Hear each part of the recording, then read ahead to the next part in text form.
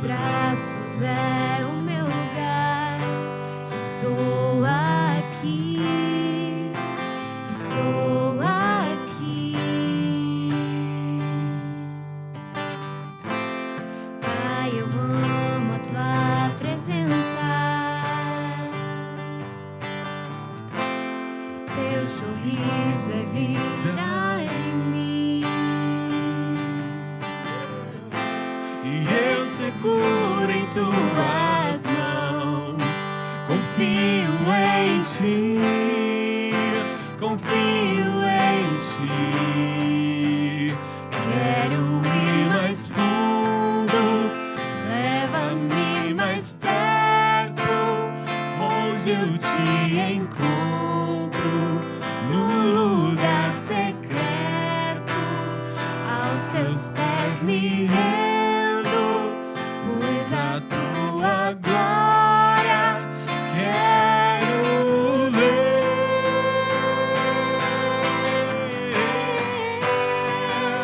E tudo que eu mais quero é te ver, me envolva com tua glória e poder. Tua majestade é real, tua voz ecoa em meu ser. E tudo que eu mais quero é te ver, me envolva com tua glória e poder. Tua majestade é real, tua voz ecoa em meu ser. Quero ir mais fundo, leva-me mais perto, onde eu te encontro, no lugar secreto,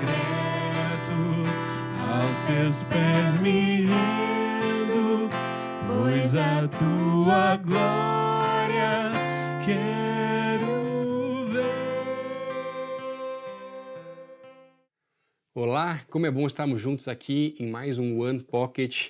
Em meio à nossa correria do dia a dia, em meio aos compromissos, responsabilidades que todos nós temos, o quão desafiador é para a gente conseguir desacelerar, conseguir equilibrar melhor a nossa agenda, conseguir organizar melhor ainda os nossos compromissos para termos tempo para todas as coisas.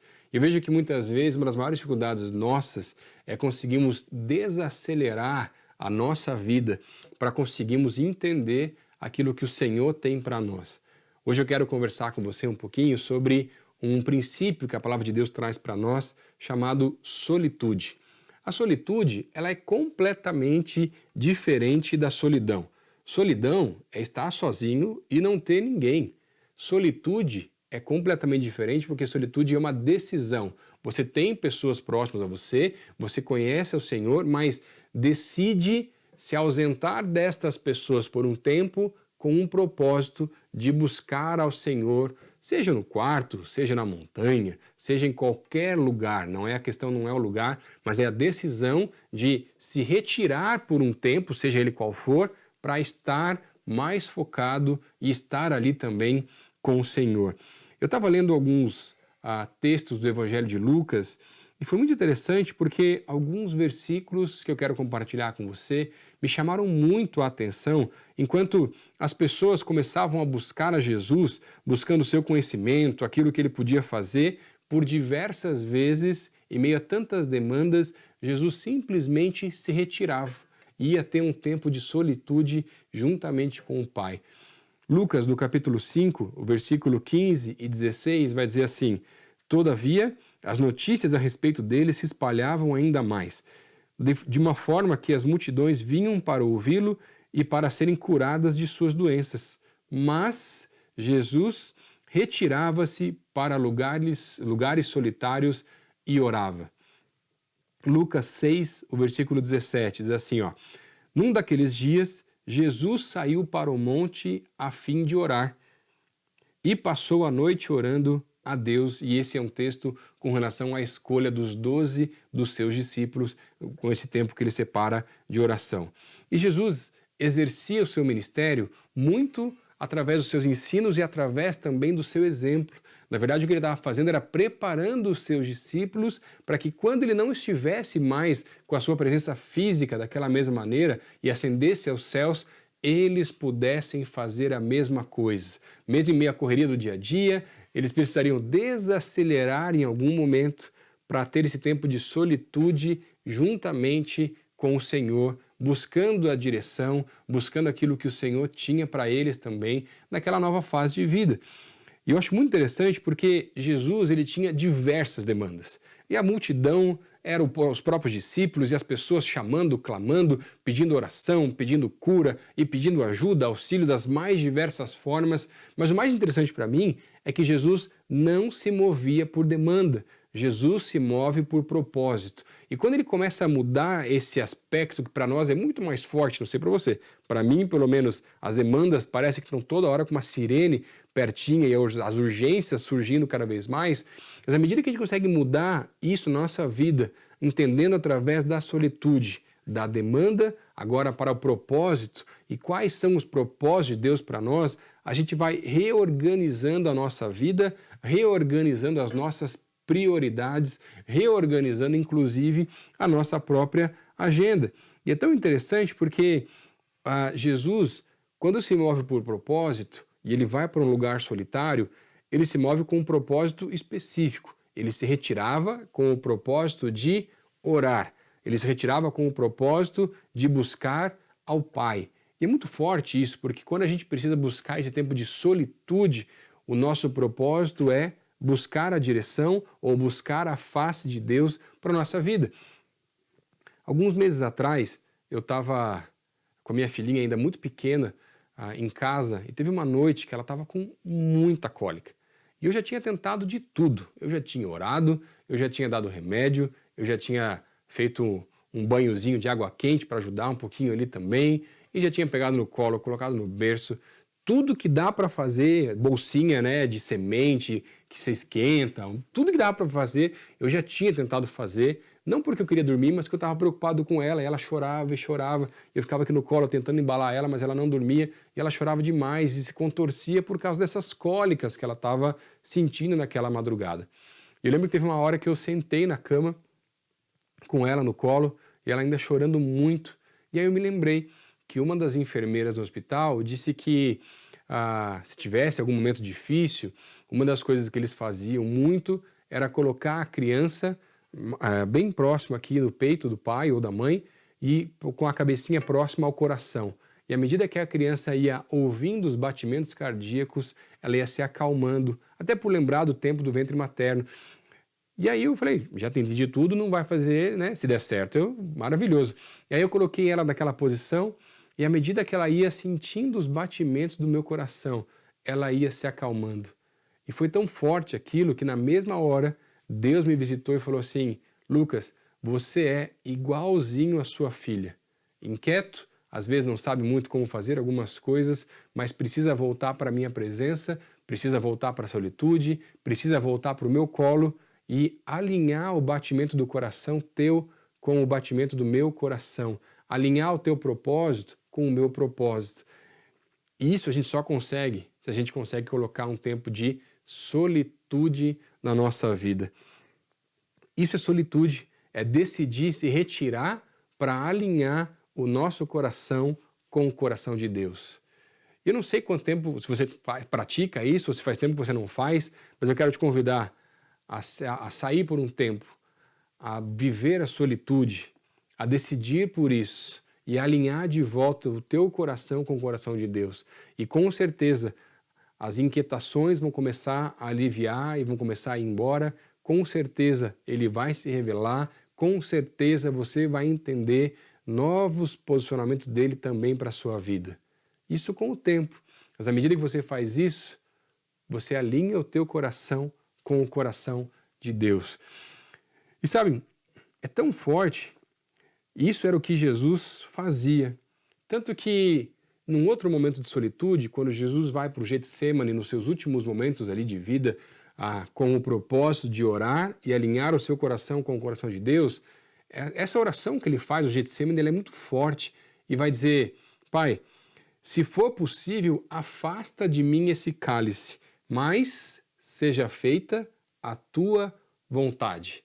Isso é tão forte porque, na verdade, o que Jesus estava fazendo era alinhando o coração dele com o coração de Deus. E ele diz, inclusive, que a vontade dele não era aquela. Ele sabia que era o propósito de Deus com relação à crucificação, mas se possível fosse, se afastasse aquele cálice dele, mas ainda assim ele estava disponível ou disposto para fazer a vontade de Deus. E esse era o alinhamento do coração que Deus estava fazendo ali com Jesus naquele momento.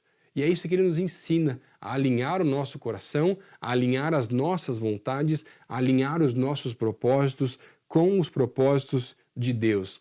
E a questão aqui não é simplesmente entregar um sonho, entregar uma vontade, mas à medida que passamos mais tempo na intimidade, na presença do Senhor em solitude, o nosso coração vai se alinhando com o coração de Deus. E algumas vontades que nós tínhamos antes, a gente acaba até deixando de lado. Outras vão surgindo e coisas novas que Deus vai trazendo também para a nossa vida. Não quer dizer com isso que o Senhor não quer que você deixe todos os teus sonhos de lado. Não é isso que Ele está trazendo, mas Ele quer alinhar o teu coração com o coração dele, para você começar a entender coisas novas também na sua presença e, inclusive, até em alguns momentos, a realizar alguns dos sonhos e desejos do nosso coração que estão alinhados com a vontade dele também. Agora, eu mesmo, quando era mais novo, eu confesso para você que eu tinha um sonho, uma vontade. Eu sou formado em Relações Internacionais e uma das vontades que eu tinha era me tornar um diplomata. Comecei a pegar alguns dos livros e estudar até para as provas do Instituto Rio Branco, para poder me preparar e aquela coisa toda. Por mais que eu sei que é um processo, que seria um processo aí bem demorado nesse sentido, mas eu lembro que mesmo em meio aos estudos, algumas vezes eu ia orar e eu começava a entender Deus me chamando para o ministério e confirmando um chamado que Ele já tinha me colocado lá no passado, mas eu queria atrasá-lo, na verdade, porque eu queria primeiro ter uma carreira, primeiro crescer profissionalmente, ser muito bem sucedido e lá no final, talvez, quando eu fosse aposentar de alguma coisa e já ter recursos financeiros para me manter o resto da vida, aí sim eu ia, na verdade, servir ao Senhor e aí integralmente para o ministério, alguma coisa assim. Mas uma das noites que eu estava orando, e o Senhor começou a alinhar o meu coração com o coração dele, Ele me disse, Lucas, os seus planos são muito legais, os seus planos são muito bons, mas se eu voltar antes dos teus planos todos se concretizarem, o que vai acontecer? E aí eu falei assim, Deus, aí se acontecer assim eu estou lascado, né? Porque os meus planos é poder te servir integralmente lá na frente só. Deus falou assim, Lucas, eu tenho outros planos para você e eu quero te usar o mais rápido possível. E aí eu fui entendendo esse processo de Deus na minha vida, transicionando dos trabalhos que eu fazia para ir para o ministério em tempo integral depois. Mas por quê? Porque na solitude o Senhor vai alinhando o nosso coração com o coração dele. E os desafios da solitude são, em primeiro lugar, uma escolha. Você escolher se retirar com um propósito de orar e buscar a face do Senhor para alinhar o teu coração com o coração de Deus. E hoje eu quero te fazer um convite para você buscar a face do Senhor cada vez mais, através dessa decisão de começar a viver a solitude também na tua vida e incorporar essa disciplina que a palavra de Deus nos coloca, a separar um tempo, um momento para alinhar o teu coração com o coração dele. E se você ainda não conhece o Senhor, a gente quer pedir para você preencher esse link que está aqui abaixo. Nós queremos não só te conhecer, mas te ajudar nessa caminhada para descobrir como você pode não só ter o tempo de solitude, mas como você pode ler a Bíblia e entender o que as Escrituras trazem para a gente também. E sabe o que é melhor da solitude? A solitude é tão forte que, na verdade, a gente começa a aprender que com o Senhor nós nunca mais andaremos sozinhos. Que Deus te abençoe cada vez mais e que você possa viver a solitude do Senhor na sua vida também, alinhando o teu coração com o coração dele. Que Deus te abençoe.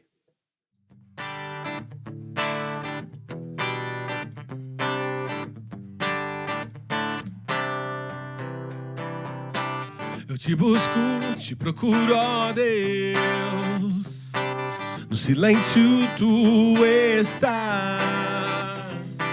Eu te busco, toda hora espero em ti. Revela-te a mim, conhecer-te eu quero mais.